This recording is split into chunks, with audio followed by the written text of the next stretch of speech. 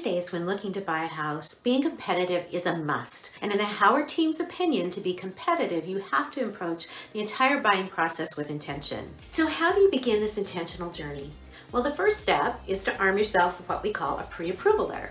And these days, sellers definitely want pre-approval letters submitted with every offer so they know that you're qualified to buy their house.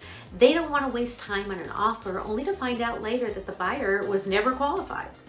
Hi, I'm Ruth Howard, Principal Broker with RE/MAX Equity Group, and I am one half of the Howard team. I work with my husband Frank in Oregon's beautiful Willamette Valley. So let's talk about how to get a pre-approval letter. Let's dive into exactly what it is, what should be in it, and things that you should avoid after you have one so that there aren't any loan-related complications during your transaction. Okay, first, to get one of these, the first step is to find a good lender that can check your personal finances and determine what you're eligible to borrow.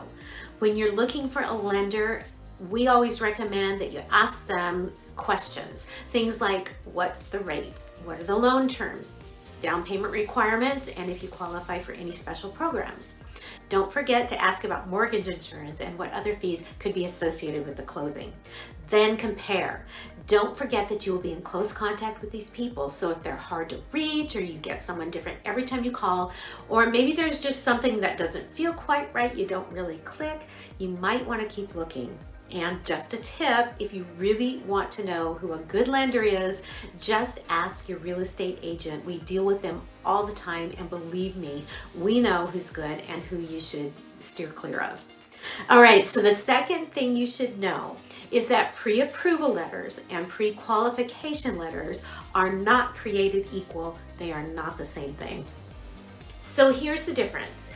Pre-qualification means that the mortgage lender has gone over the information that you gave them, and without taking a deeper dive or specifically verifying the information, they believe that if it's accurate, and they will determine that later, and that nothing changes, you will more than likely qualify for a loan.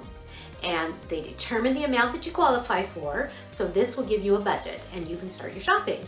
Then when you make an offer on a house, they will give you a letter specific to your offer, and they will say that essentially they've reviewed your information and determined that you are eligible to borrow the amount that you are offering on the home.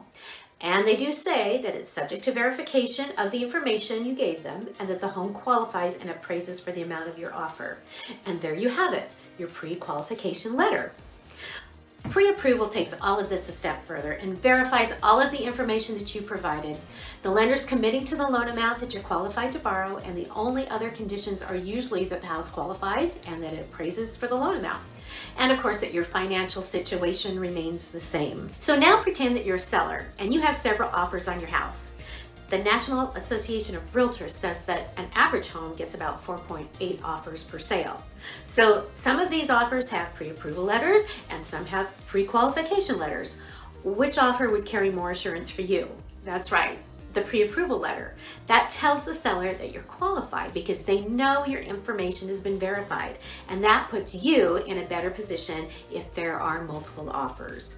Finally, after you've been pre-approved for a loan, it is important to stay in contact with your lender. If interest rates change, and they're doing a little bit of that right now, so will your payment amounts. So you'll want to stay on top of that and adjust your budget accordingly. You'll also want to talk with them about maybe locking in a rate and when a good time to do that would be. There are also a few things your lender will tell you not to do after you've been approved. So there aren't any surprises during this whole process, and you'll want to know what these things are. Some examples could be don't change your job, don't make any large purchases or open up any new credit cards, keep paying everything on time, and something you might not think would be a problem, don't make any unusually large bank deposits without letting them know.